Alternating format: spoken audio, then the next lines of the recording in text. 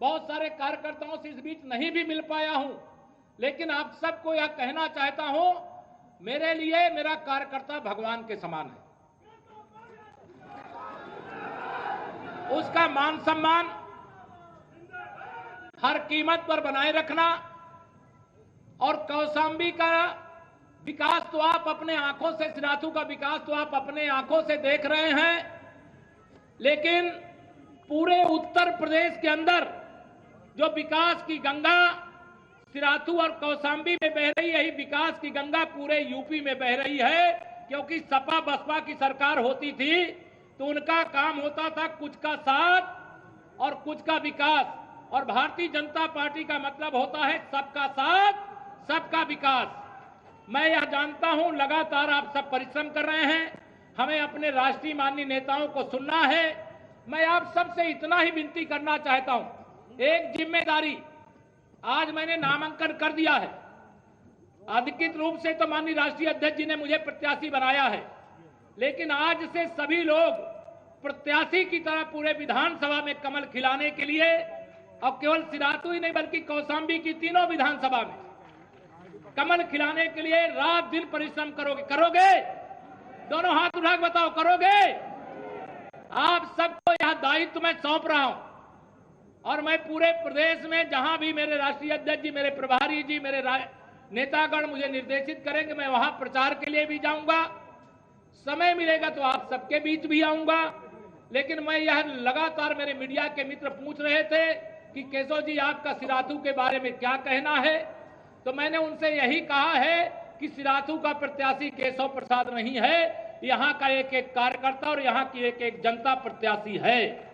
वह चुनाव लड़ रही है और इसका हिसाब वोट तो पड़ना है 27 तारीख को, लेकिन जब 10 मार्च को गिनती होगी वोटों की, तो उसमें आप देख लेना कि सिराथू की जनता और सिराथू के कार्यकर्ता, कौशांबी की जनता और कौशांबी के कार्यकर्ता की ताकत कितनी है, मुझे पूरा भरोसा है।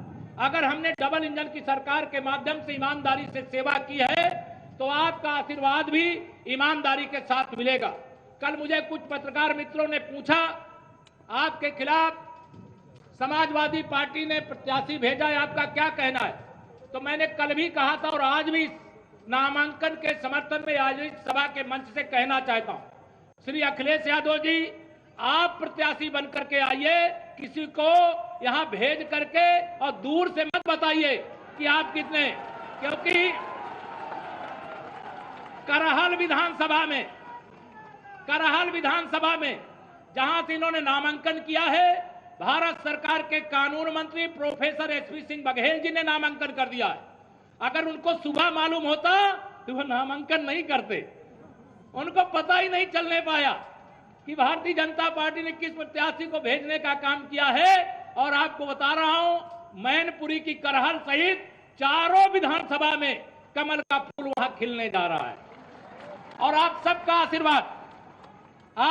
आशीर्वाद मैं विशेष तौर से चाहता हूं। और एक समस्या सिराथू वाले मुझे बताते हैं, हमने गुंडागर्दी के खिलाफ 2017 का चुनाव लड़ा था। आप बताइए कि गुंडाई, कौशांबी वालों बताओ, गुंडाई कम हुई है कि नहीं कम हुई? बताइए, कोई गुंडाई कर सकता है क्या? पहले बिजली कितने घंटे आती थी, अब कितना आ रही है? फर्क साफ है कि नहीं साफ है? तो यह फर्क जो साफ है, इस साफ फर्क का परिणाम आप सबको, मैं बहुत बातें करूंगा, देर लग जाएगी, माननीय राष्ट्रीय अध्यक्ष जी को सबको बोलना है। आज सब अपने स्थान पे बैठ जाओ, माता जी लोग बैठ जाओ।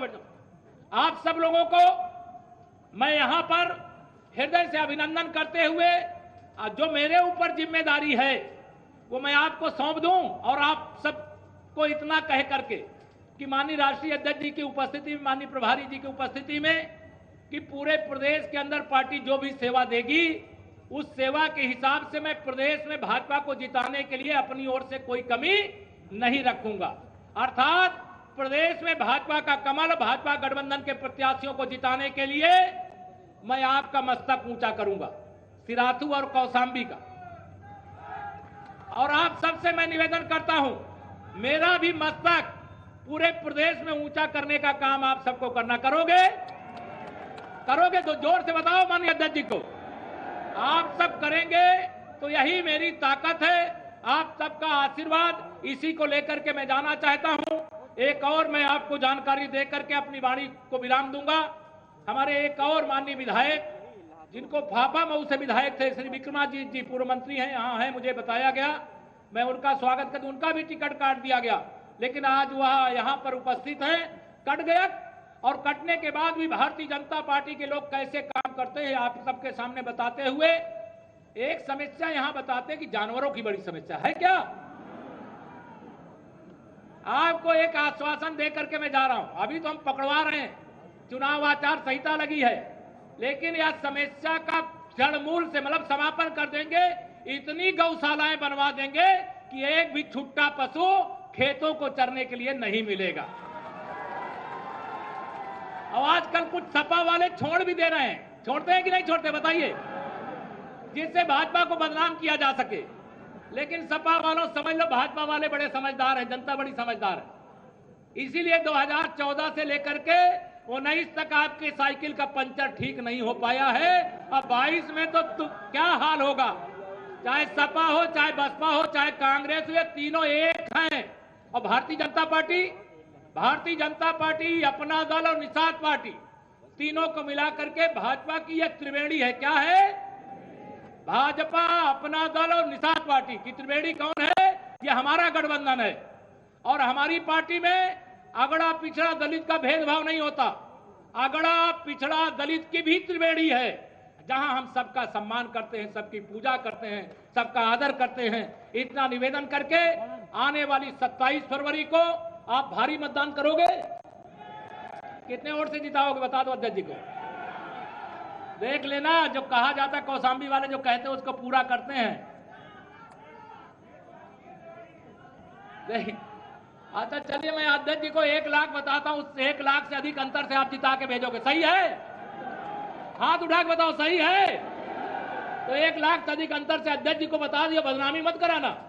मैं आपकी बदनामी नहीं होने दूंगा, आप मेरी बदनामी मत होने देना, ठीक है? दोनों हाथ उठा करके तालियों की गड़गड़ाहट के साथ मैं आगे, मैं ही सीधे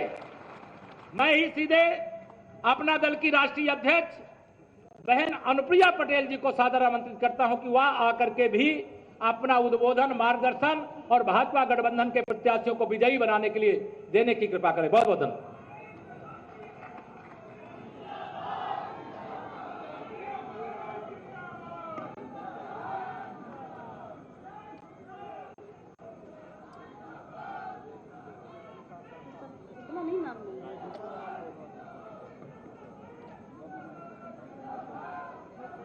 उत्तर प्रदेश के उप मुख्यमंत्री, युवा हृदय सम्राट, कर्मठशील, ऊर्जावान,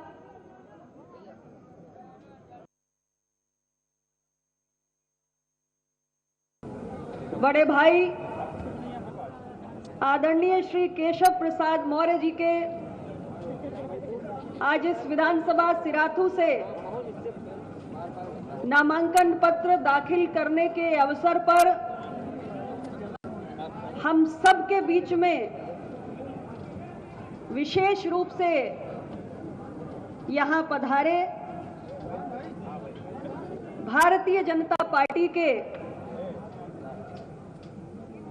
यशस्वी राष्ट्रीय अध्यक्ष परम श्रद्धेय श्री जेपी नड्डा जी, मैं आपका आज उत्तर प्रदेश की धरती पर, जनपद कौशाम्बी की धरती पर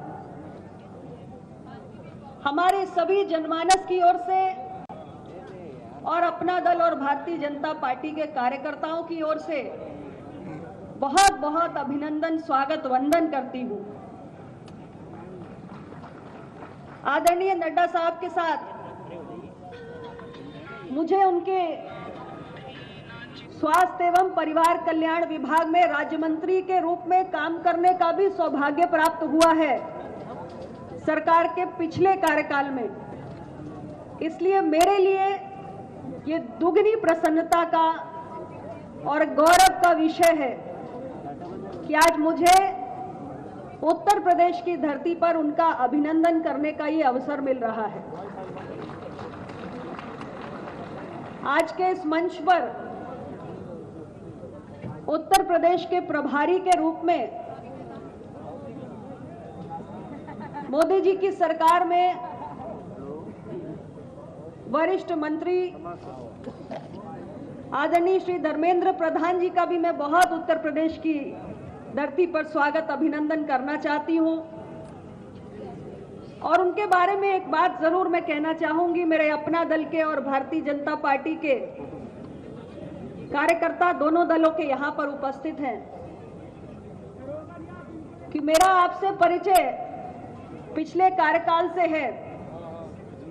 सदैव एक बड़े भाई के रूप में मुझे आपका मार्गदर्शन मिला संसद के अंदर, और आज उत्तर प्रदेश के प्रभारी के रूप में खास तौर से मैं बताना चाहूंगी कि जितनी चिंता वो भारतीय जनता पार्टी के कार्यकर्ताओं की करते हैं, उससे ज्यादा स्नेह वो अपना दल के कार्यकर्ताओं को करते हैं। इसके लिए भी मैं उनका बहुत बहुत आभार व्यक्त करना चाहती हूं।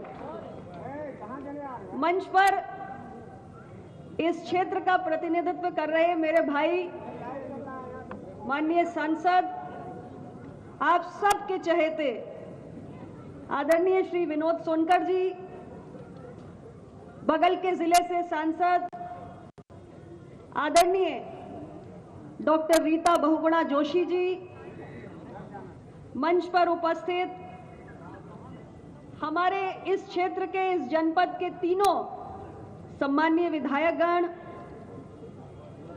शीतला प्रसाद पटेल जी, संजय गुप्ता जी, लाल बहादुर जी, हमारे भारतीय जनता पार्टी की जिला अध्यक्ष बहन श्रीमती अनीता त्रिपाठी जी, अपना दल के जिला अध्यक्ष श्री देव नारायण पटेल जी, और इस मंच पर 16वीं लोकसभा में फूलपुर क्षेत्र से सांसद रहे और इस बार जिसे अपना दल से हमारे गठबंधन के प्रत्याशी के रूप में इसी जनपद की चायल विधानसभा सीट से हमने जिनको चयनित किया है, मेरे भाई नागेंद्र पटेल जी भी आपके बीच मंच पर उपस्थित हैं, और बहुत सारे हमारे अपना दल और भारतीय जनता पार्टी के पदाधिकारी आज इस मंच पर उपस्थित हैं। मैं सभी के नाम नहीं लेना चाहती, समय लगेगा। और सामने उपस्थित दोनों दलों के कार्यकर्ता, पदाधिकारी और इस विधानसभा के कोने कोने से चलकर आए हुए सभी सम्माननीय बुजुर्गों, माताओं, बहनों और नौजवान साथियों, आज हम सभी जिनके लिए यहां पर इकट्ठे हुए हैं वो किसी परिचय के मोहताज नहीं है। एक लंबा राजनीतिक जीवन, एक लंबा संघर्षों का सफर, आपके बेटे, आपके भाई और आपकी उम्मीदों का केंद्र हैं